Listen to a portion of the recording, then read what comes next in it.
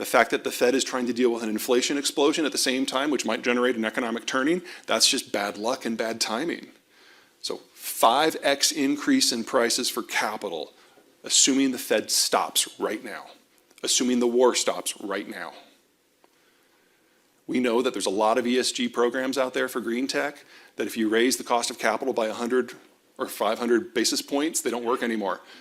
Start thinking of 1,000 basis points. We're going to be there in less than 2 years. That's the capital side. There's also a labor question. The boomers are the largest generation we've ever had. Half of them will be retired by the end of this year. They are being replaced by a smaller generation. We've always known this was going to happen. We've known this was going to happen since the last of the Gen Xers were born in 1980. Are you ready? It's not going to work. This is a structural issue. This isn't people quietly quitting. This isn't COVID, although COVID did speed a few things up. This is demographic. If you want more workers who are 40, you needed to start 41 years ago. That's just how it works. I'm not going to draw a picture for you. Okay, next generation down, Gen X. This is my generation. We are part of the second smallest generation in American history. And when we look at the boomers, I mean, mostly we're just filled with disgust. But we have learned from them, even if it's just learned what not to do. When the boomers entered the market back in the 80s, there were so many of them that they pushed down the cost of labor because they outcompeted each other for wages. That forced most families to put a second worker into the workforce. 2-income families. That generated the pressure that gave the boomers the highest divorce rate in history. Gen X looks at that and is like, wow, we're not doing that. For us, our families and our time are at least as important as our money. So we are far more likely to be single-income households, and we have a much higher marriage preservation rate than the boomers as a result. There are downsides to that.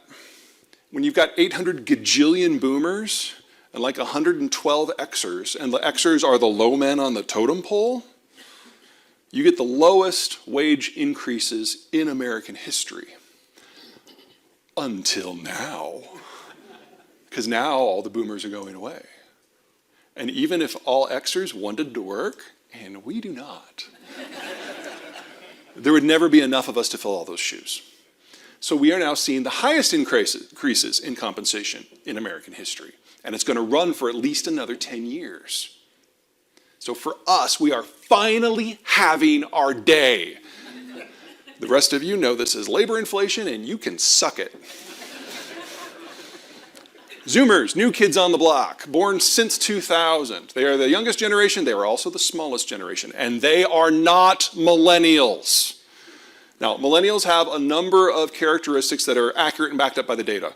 Collegiate, cooperative, work well in groups, touchy-feely management skills, their forte, absolutely, strongly supported by the data. That's not the Zoomers. See, the millennials were raised by the boomers. They were told they were special. Whatever. Zoomers were raised by Gen X. We never told them they were special. We told them they were behind, that they could never trust anyone, that Social Security and Medicare and Medicaid weren't going to be there for us, so of course they're not going to be there for you. You're on your own. You trust no one. You have to be better. Not better than the millennials. That's easy. No. Better than everyone. They're overachievers, but they're loners, and they have the highest suicide rate in American history. It's probably because we told them that when they turn 17 and a half, they have to get the hell out of our house. Their dream job is to work in a locked closet coding in the dark. They're very loyal workers, but they never want to meet you. And if you need software work, this is great. We've got a whole generation custom built for it. But if you need somebody out on a line, oh my God, no. They are the most stilted workforce we were ever going to have. And we know exactly how many we have. We know exactly what the flow into the workforce for the next 20 years is going to be. They're already here. Just like we know exactly what the outflow because of the boomer retirement is going to be. This calendar year, that's a shortage of 400,000 workers a year. That will probably peak around 2032 at somewhere between 900,000 and 1.2 million shortage. That's our labor environment. We know exactly what it's going to look like for the next decade. Final generation, the millennials. We've talked about some of the positive aspects, so it's only fair to talk about some of the negative. Lazy, entitled, show up for work at the crack of 1 p.m. Data also supports that for half of them. The other half have always done everything we've always expected of them, demanded of them. They graduated from college in 3.5 years. They didn't go to Europe to find themselves for a decade. They went straight into the workforce. And because of it, they got screwed.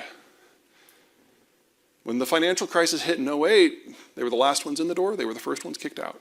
So whether it's because the millennials did everything right or everything wrong, they missed out on 3 to 5 years of core formative work experience in their 20s, and they will never get that back. They are the least skilled worker demographic we have ever had for their age group, and they will be until the day they retire.